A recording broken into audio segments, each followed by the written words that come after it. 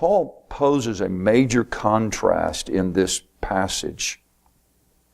See, here, I'm really presenting this in a very different way than I ordinarily would present a subject or a study or this is not really a message, it's kind of a teaching time. And one of the reasons is because I think these are things that, you can hear a message that's all put together just, boy, that was a beautiful flow of thought, and you get to the end and yet, okay, but I'm still right where I was before.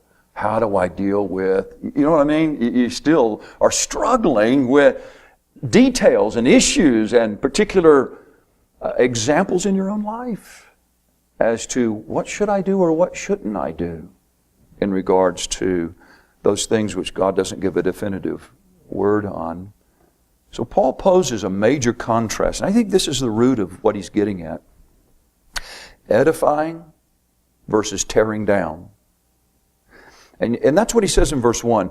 Now, of chapter 8, now as touching things offered unto idols, we know that we all have knowledge. And here's the key phrase, and I think this guides everything that's being said. Knowledge puffs up, but charity edifies. That's the fundamental point here. Knowledge puffs up, and charity edifies. In verse 7, howbeit there is not in every man that knowledge, for some with conscience of the idol unto this hour eat it as a thing offered unto an idol, and their conscience being weak is defiled.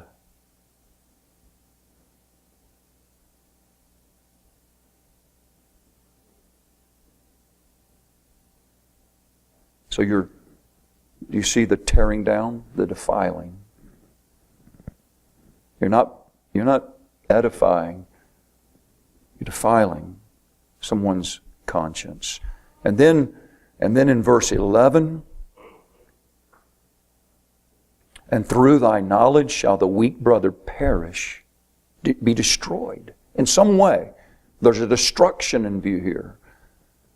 All because of your knowledge and the liberty or the power that you see the right to exercise based upon your knowledge.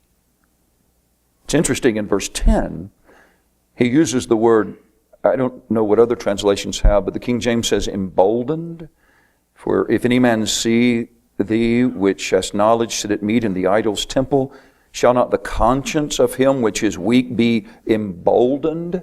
That word emboldened there has in it as its root the word edify. That's interesting. It's a different kind of building up. Building up to do something which they should not do. Eat those things which are offered to idols. Okay?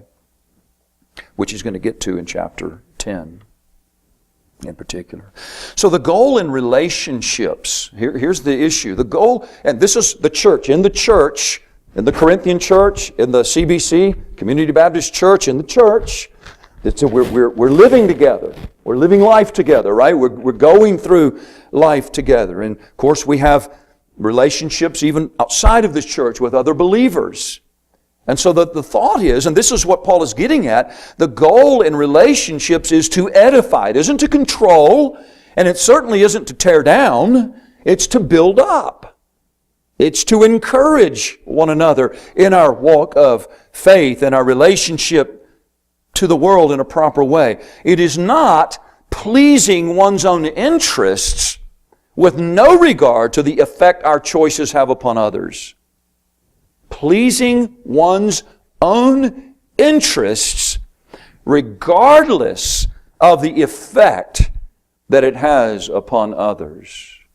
Okay, that's a huge concept of Scripture.